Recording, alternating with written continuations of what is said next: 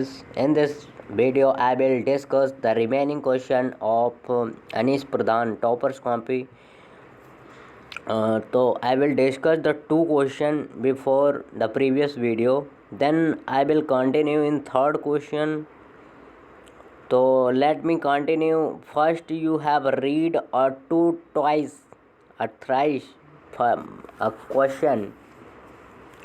The factor have been leading to recent acceleration of the trend toward for de-dollarizations and the global economics. अब जो global economics में dollar का क्या roles है तो हमें ये बताना है। रिसेंट एक्सीलरेशन बहुत ज़्यादा भी बढ़ रहा है तो हम डॉलर के कॉन्टेक्स्ट में चले जाएंगे, पर हम चाहते हैं कि ओवरऑल वर्ल्ड में किसी भी करेंसी का, किसी भी इकोनॉमिक्स का इतना ज़्यादा इम्पैक्ट ना हो। जैसे अगर कोई चीज़ हमें परचेज़ करनी है तो डॉलर में ही करेंगे। कोई फॉरेन गुड्स है हमारा तो वो डॉलर में किसी कंट्री पे जाएगा तो डॉलर में ही। अगर एक्सपोर्ट कर रहे हैं, इंपोर्ट कर रहे हैं तो डॉलर में। क्यों हम अपनी सेम करेंसी में, जैसे मैं रसिया से अभी ऑयल परचेज़ किया तो मैं वहाँ से क्या रूबल ले लिया, पर इसमें एक सिस्टम और आ जाता है। अब रशिया के पास हमने इतना ऑयल परचेज़ किया तो वहाँ पे जो हमारी इंडियन रुपीज़ है और वहाँ पे उसके पास रूबल थी, तो क्या हुआ कि रशिया से हम इतना ऑयल तो परचेज कर लिए पर रशिया ने हमसे कुछ नहीं लिया, तो वहाँ पे हमारी इंडियन रुपीज़ बहुत ज़्यादा।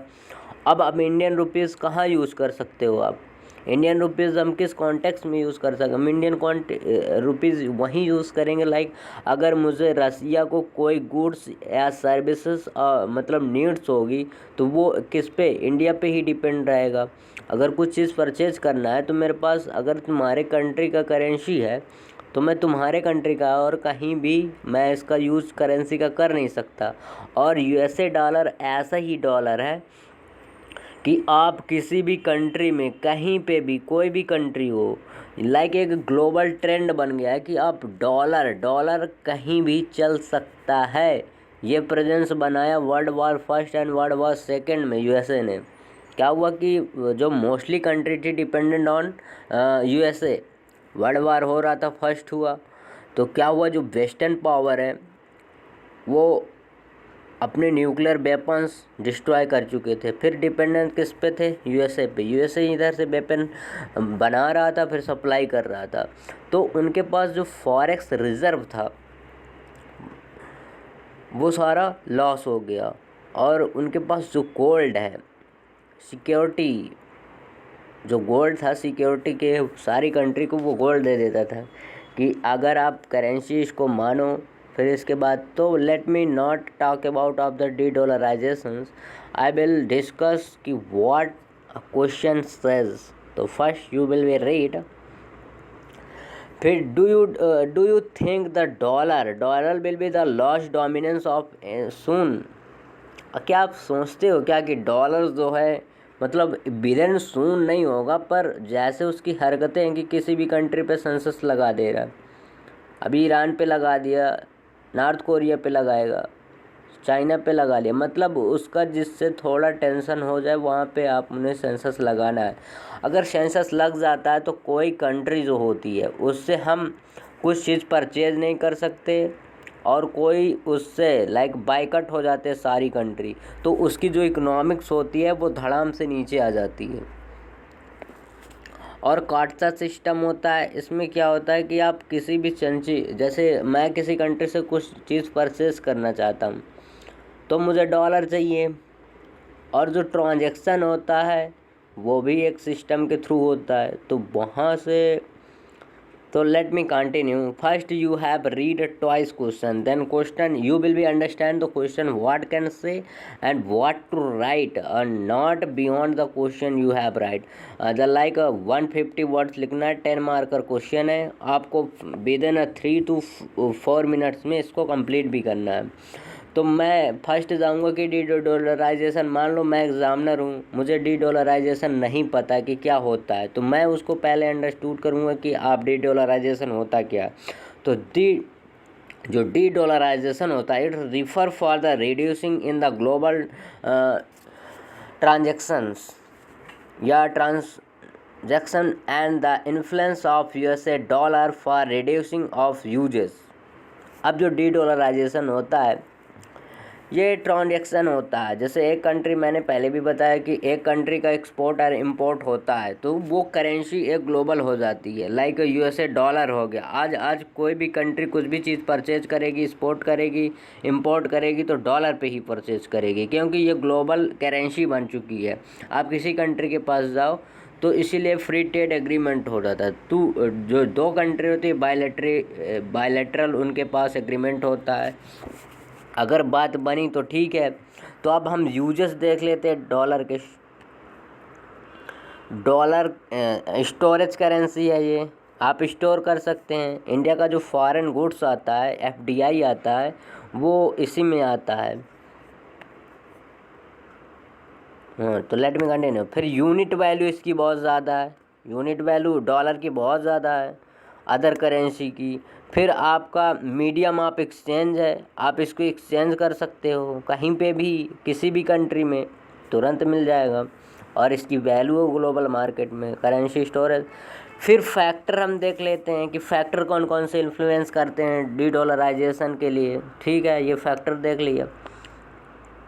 जियो पॉलिटिकल हो गया, टेंशन में, अब जैसे दो कंट्री हैं उनके जियो टेंशन में करती है। तो due to the Russia and Ukraine war best census for the Russia. हाँ ठीक है, कि अभी जियो ये बहुत ज़्यादा टेंशन दे देती है। अगर कोई कंट्री है, वार हो गया, जैसे अब रशिया एंड यूक्रेन का वार हुआ, इसमें क्या है, यूएसए ने सेंसस लगा दिया किस पे, रशिया पे। रशिया का क्या हुआ कि कोई कंट्री इससे एक्सपोर्ट या इम्पोर्ट नहीं कर पाएगी। और जो एक लाइक काटसा सिस्टम होता है, उसमें क्या कंट्री वो करेंसी का एक्सचेंज होता है, और ये मीडियम होता है, इसमें से मतलब रशिया को बायकॉट कर दिया कि आप इसका पार्ट ही नहीं है।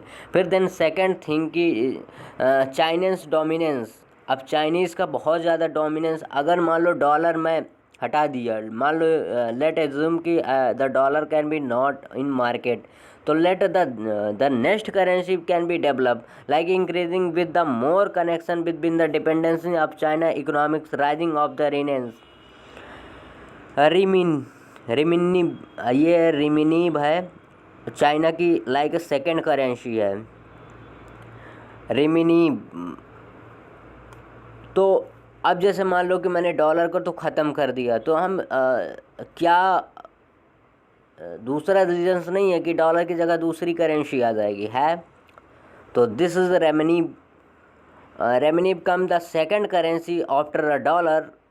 अभी तो इसकी वैल्यू हमारे इंडिया में जैसे वन रुपी, और चाइना की तो 11 रुपी .2 है, 11 रुपी। अगर हम चाइना का 1 रुपी लेते हैं, चाइना का अगर युआन ले लो या तो रेमनीब ले लो, तो ये सेकंड ग्लोबल करेंसी बन रही है। फिर जैसे यूरोपियन यूनियन की यूरो है, यूरो के बाद हमारा डॉलर्स हो जाता है, डॉलर्स के बाद हमारा ये यूरोपियन यूरो हो गया। एक यूके का डॉलर है, यूके का डॉलर बहुत ज़्यादा, वो तो 100 पार कर गया है, 100 एबव है, ब्रिटिश पाउंड बोलते हैं उसे। तो अगर मैं 1 रुपी बोलूँगा कि 1 rupee is equal to 1 British, तो 103 है मे बी। तो हमें किसी का फिर देन सेकंड हम थर्ड पे आते हैं कि मल्टी लेटरल स्टेप हैं, like in Asian crashing union is the regional currency and the currency swap power. अब देखो हम सेकंड में मल्टीलेटरल से स्टेप्स हैं कि इधर जाएगी उधर जाएगी, लाइक अभी एशियन यूनियन से तो करेंसी स्विप करेंगे हम। तो ये थर्ड हो गया currency swap for program, like example डाला इन्होंने India with Japan and SAARC. ठीक है, कोई ना, कि हम करेंसी का स्विप भी तो कर सकते हैं, कि हम किसी एक भी ग्लोबल करेंसी के ऊपर किसी भी कंट्री की या किसी भी वर्ड की डिपेंडेंसी नहीं रहनी चाहिए। नहीं, वो क्या होता है कि उसके बाद फिर तुम लोग हो जाओगे पपेट, हो जाओगे पपेट्स। फिर then second thing increasing of volatility. अब इसमें capital market like due to the sudden and free trade agreement कर सकते हैं हम। फ्री ट्रेड एग्रीमेंट दो कंट्री के बीच में होता है। क्या होता है कि जैसे मेरे पास कोई मुझे गुड्स चाहिए तो मैं एक कंट्री से दूसरे कंट्री में परचेज कर सकता हूँ। और फॉरेन मतलब जैसे मुझे चाइना से कुछ चाहिए तो चाइना की युआन से और इंडिया की रुपी से मैं कनेक्ट कर सकता हूँ। जैसे चाइना को कोई रॉ मटेरियल चाहिए और इंडिया को कोई, तो मैं फ्री ट्रेड एग्रीमेंट कर सकता हूँ ना। क्यों मुझे डॉलर पे ही डिपेंडेंसी दिखानी नहीं दिखानी ना। तो अभी ग्लोबल मार्केट में ये सिनेरियो चल रहा है। फिर then second thing the reform for IMF में रिफॉर्म करने की बहुत ज़रूरत है। बिकॉज आईएमएफ किसकी है? अरे ब्रो आगे बढ़ जा। हाँ, आईएमएफ कौन लीडरहुड कर रहा है? लाइक यूरोपियन यूनियन कर रही है, यूएसए कर रही है, इंटरनेशनल मॉनेटरी फंड होता है, including to the China yuan and increasing for the storage. अब ये आईएमएफ चाइना की जो युआन है इंक्रीजिंग इसको कर रहा है। फिर then rising of the any foreign currency जो होती है, any types of foreign currency like bitcoins and reducing for the USA transactions.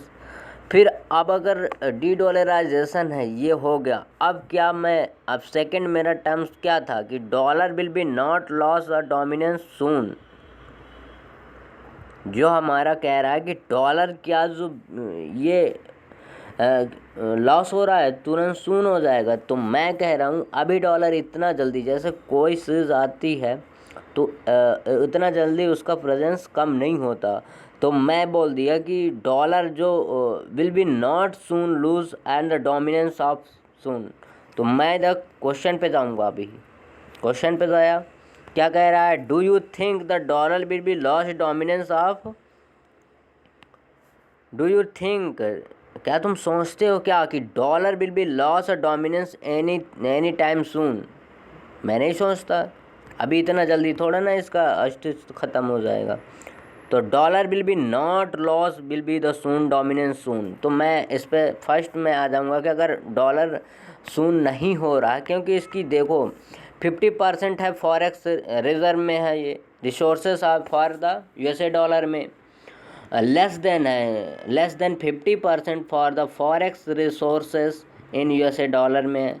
हम आज भी कुछ तो USA economics has been connecting the scene for higher rate from the credit and rating agency है। अब यूएसए की इकोनॉमिक्स है जो ये बहुत ज़्यादा किसी भी कंट्री को मतलब बहुत ज़्यादा क्रेडिट करती है। And higher rating from the credit rating for agency हैं यहाँ पे बहुत सारी। अभी भी आप कुछ भी चीज़ यूज़ करते हो, मैं लाइक 30 माइक्रोसॉफ्ट हो गया, गूगल्स हो गया और एप्पल्स हो गया।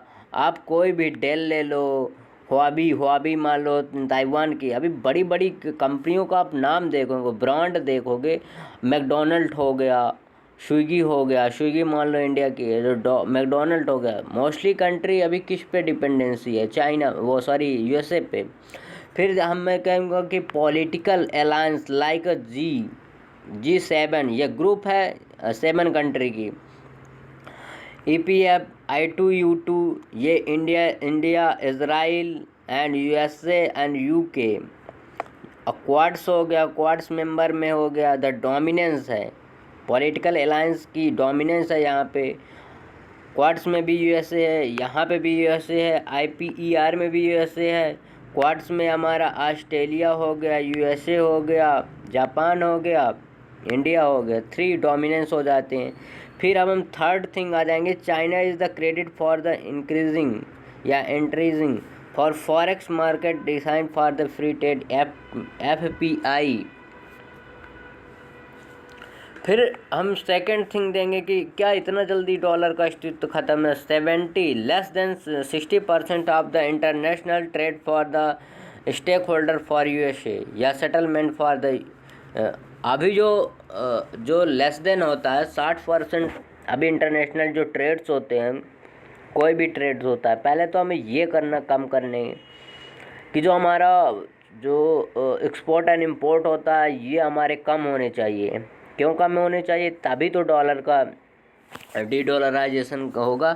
फिर अब हम कंक्लूज़न पे आ जाते हैं। अब मैं कंक्लूज़न पे क्या दूंगा? मैं यही दूंगा कि फ्री ट्रेड एग्रीमेंट करो जितनी ज़्यादा मोर कंट्री पे हो सके। मैं चाइना से चाइना की रुपीज़ में करूँगा, क्यों डॉलर में करूँ? मुझे नहीं करना, क्योंकि अगर मान लो कि अभी वार हुआ, जैसे रशिया एंड यूक्रेन पे हुआ, और मुझे इकोनॉमिक्स अपनी बूस्ट कराना, अब उसकी इकोनॉमिक्स देखो क्या हालत हो गई। पर ऐसा किसी भी कंट्री का डोमिनेंस नहीं होना चाहिए। फिर यहाँ पे यही बोला इन्होंने कि dominance of USA is the organisations like IMF. अब आईएमएफ में क्या है? डोमिनेंस है, क्योंकि फंडिंग कौन करता है? सबसे ज़्यादा फंडिंग तो यही लोग करते हैं, हम थोड़ा ना करते हैं वहाँ जाके। अब मैं आपको फर्स्ट थिंग बताता हूँ। WHO हो गया, हाँ, WTO हो गया, कौन ज़्यादा मोस्टली फंडिंग करता है? UNA हो गया, कौन ह्यूमन पीस कीपिंग भेजता है यहाँ पे? जो हमारे सोल्जर्स होते हैं, UNO में हैं सोल्जर्स, वो वहाँ पे उनको कौन ज़्यादा रेमिटेंस भेजता है? कौन ज़्यादा उनका योगदान देता है? तो अब जैसा जिसका रोल रहेगा उसी की। तो वो IMF में क्या है? डोमिनेंस है USA की। IMF हो गया, कोई भी ले लो। अब फिर मैं कंक्लूजन दे दूँ। Hence the India must be stake like India को टेक अ स्टेप लेना चाहिए benefit from the wave and de dollarization to with but the capitalist risk. Calculated risk हमें लेना है। ठीक है, कोई ना, मैं कहता हूँ कि आप कंट्री से फ्री ट्रेड करो, फ्री ट्रेड एग्रीमेंट्स में करो, या तो आप मुझे चाइना से कुछ चीज़ खरीदना है, चाइना को मुझे तो कुछ तो चाहिए होता है। पर यहाँ इशू ये आता है कि जैसे अभी रिसेंटली एग्जांपल देख लो रशिया एंड इंडिया का। क्या हुआ कि हम दो कंट्री थे, ये रशिया एंड ये इंडिया। अब हमें इतनी ज़्यादा ऑयल्स की डिमांड हुई, भाई उस कंट्री की भी तो डिमांड्स होनी चाहिए, रशिया की भी तो डिमांड्स होनी चाहिए, और ये इंडिया की डिमांड्स हैं। तो हमने इतना ज़्यादा ऑयल परचेज किया, और परचेज कहाँ पे हुआ? हम डॉलर, रशिया ने बोल दिया डॉलर को यूज़ नहीं करना है, आप रूबल का यूज़ करो, और हम इंडियन रुपीज़ का यूज़ करते हैं। तो हमारी इंडियन करेंसी यहाँ पे बहुत ज़्यादा ह्यूज अमाउंट में हो गई। अब वो रुपये का यूज़ कैसे करेंगे? तो फिर इसी का अल्टरनेटिव आया हमारा डॉलर। डॉलर क्या है कि अगर मान लो कोई भी करेंसी है तो डॉलर की वैल्यू है, ग्लोबल ट्रेंड है, ग्लोबल हब है। तो ये क्वेश्चन कंप्लीट हुआ। Then move on the third question. कुछ ज़्यादा ही टाइम ले रहे हैं। 18 क्वेश्चन, 18 भाई देखो, समझ में आना चाहिए। मोटिव जो आपका मेन एजेंडा क्या है कि आपको समझ में आना चाहिए, और वो कैसे आए, और ये क्वेश्चन का तरीका होता है। आपको क्वेश्चन में कीवर्ड ढूंढना है, कौन कौन से कीवर्ड्स है। तो सेकंड क्वेश्चन से दैट, ये थर्ड फोर्थ क्वेश्चन होगा। Despite the significant presence of from the developed countries and the alter food subsidy and the remaining, there is the merits of India and the trapping for the retain it the policy support from the power the poor and the country discuss। विकसित देशों द्वारा भारत में खास subsidy व्यवस्था बदलाने के लिए आर्थिक दबाव है।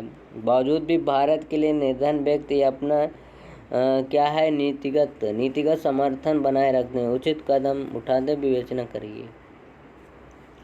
हम इसका कीवर्ड उठाएंगे कि डिस्पाइट बहुत ज़्यादा डाइवर्सिटी है, बहुत ज़्यादा वो सिग्निफिकेंस फॉर द प्रेशर बहुत ज़्यादा है। Develop countries alternative food subsidy मतलब फूड सब्सिडी देने में देर इज़ द मेरिट्स, मुझे कुछ उसके मेरिट्स भी बताने। India and the driving for retaining the policy support for the poor country. तो ठीक है, मैं यहाँ पे स्टार्ट करता हूँ कि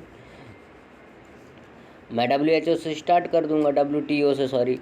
तो the various amendment for WTO like a green and amber box, ये WHO या WTO का एक ग्रीन हो गया, एक अंबर हो गया, एक ब्लू हो गया, ये 3 बॉक्स होते हैं।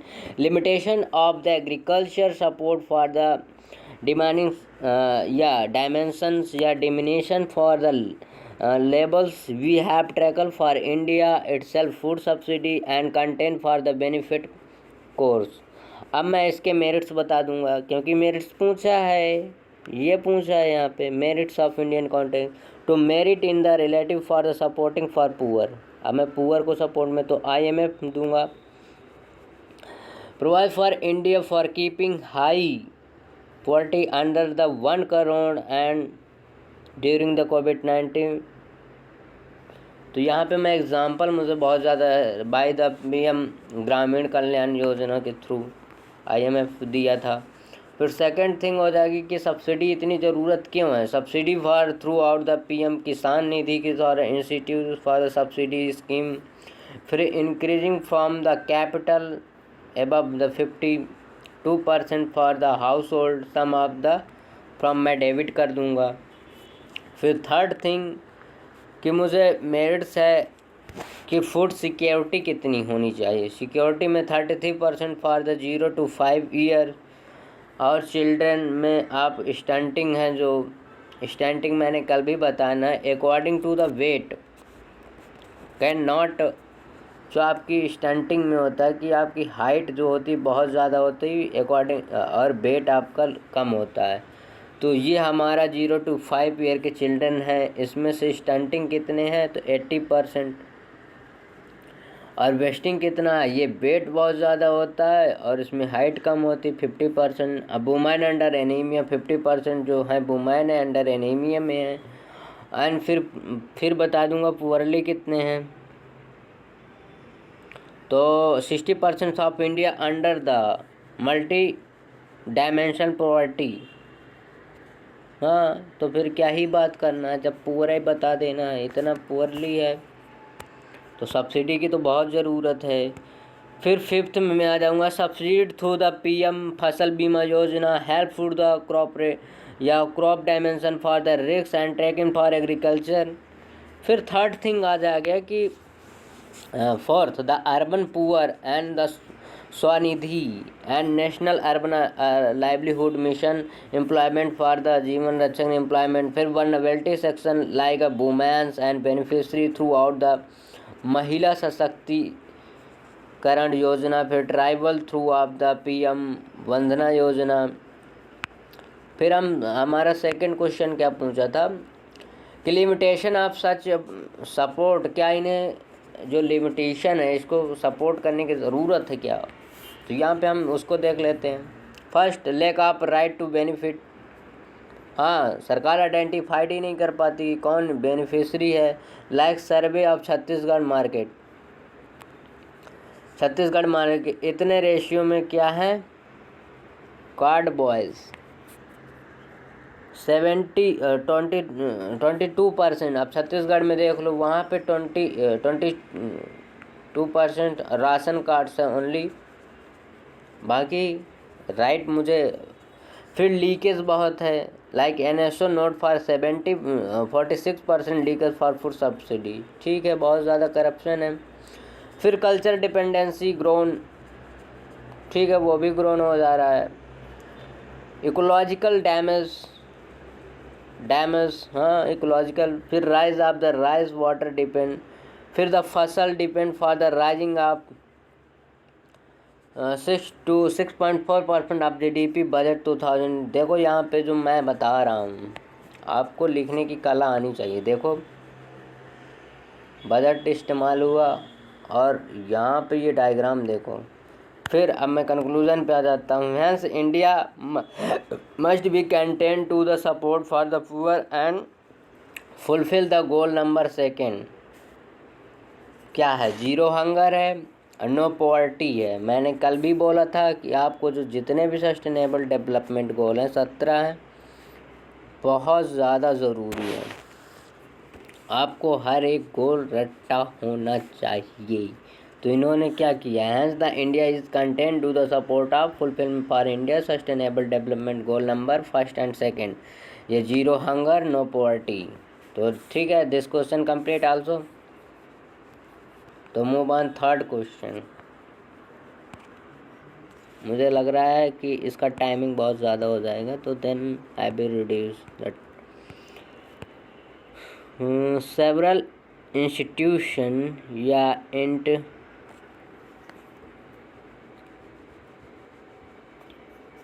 several invitations have been taken by the government toward for addressing the India need to but not issue to water availability, water quality, and still the warrant for the potential and investment for discuss। मतलब government ने बहुत सारे step लिया कि इसको water pure करने के लिए, वाटर इतना ज़्यादा, पर भारत में जल संबंधी पूरा करने के लिए दिशा में सरकार ने कई पहलू शुरुआत की, परंतु जल की उपलब्धता और जल की गुणवत्ता जैसे मुद्दों पर अभी भी नीति हस्तक्षेप आवश्यक है।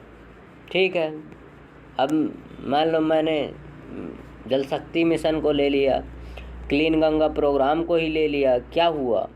उमा भारती क्या पूरा पैसा खा गई? आज तक गंगा साफ हुई? नहीं हुई।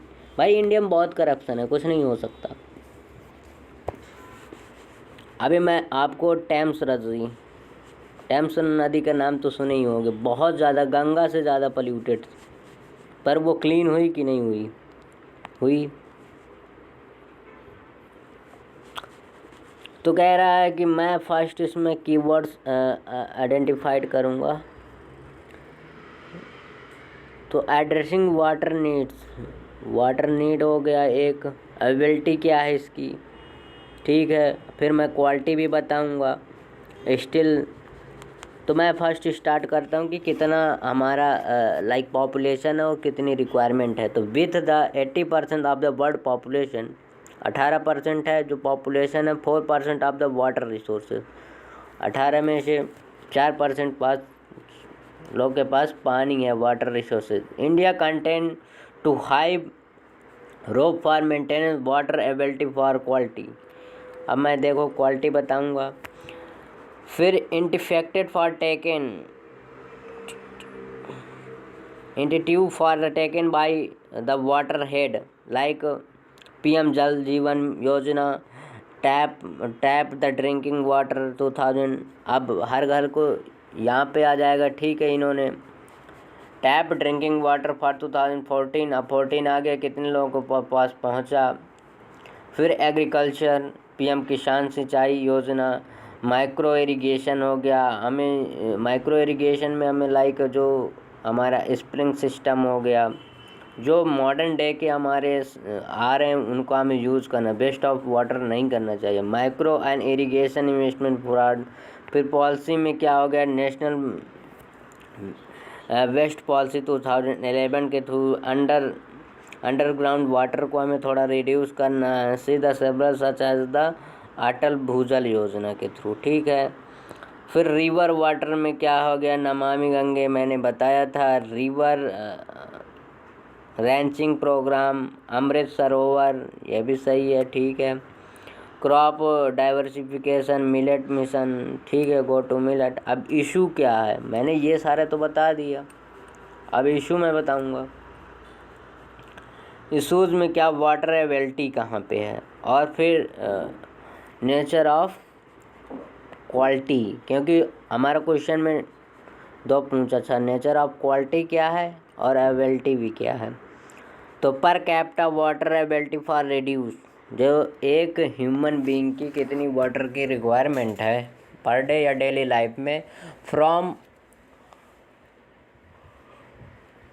6000 मीट्रिक क्यूब 1974 में थी, अब 2020 में आ जाते हैं 1350 मीट्रिक क्यूब की अभी हमें रिक्वायरमेंट है, या तो ये हमारा उठने का डाटा हो गया। फिर ग्राउंड वाटर डिपेंडेंसी कितना है या डिप्लोमेंसी क्या है कि जो हमारा 63% है फ्रॉम 2007 टू 8 ने for the 5th irrigation census में हमने ये कंडक्ट किया। NITI Aayog notice for 54% of urban area under the water shortage.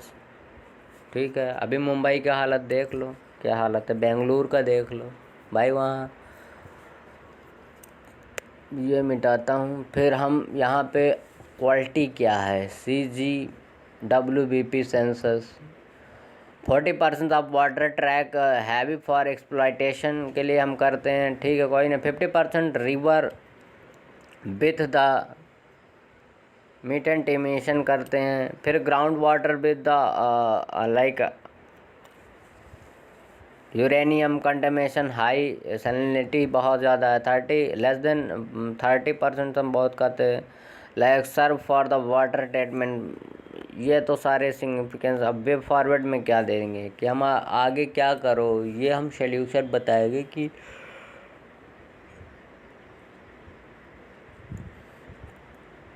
फिर हम वे फॉरवर्ड में बता देंगे कि कौन कौन सा आप मुद्दे को सॉल्व करो। Rain water harvesting by the water या बायोडाइवर्सिटी वाडेशनल method for the author and किस टैंक हो गया। फिर सब्सिडी हम दे देंगे rationalise for the rise and beats के लिए देंगे। रिसाइकिल ऑफ वाटर को रिसाइकिल करना का चाहिए। मिहिर सेन कमेटी रिपोर्ट्स में क्या आया था ये भी बता देंगे। द सेंटर कमेटी पास है। फिर हम यहाँ पे फिर मेंशन कर रहे हैं लाइफ बिलो वाटर आ जाएगा यहाँ पे हमारा सस्टेनेबल डेवलपमेंट गोल नंबर। तो hence the fulfilment the sustainable development goal for the clean water consumption policy instant for the needed. तो हमें ये टारगेट दिए गए हैं, ये अचीव करना पड़ेगा। तो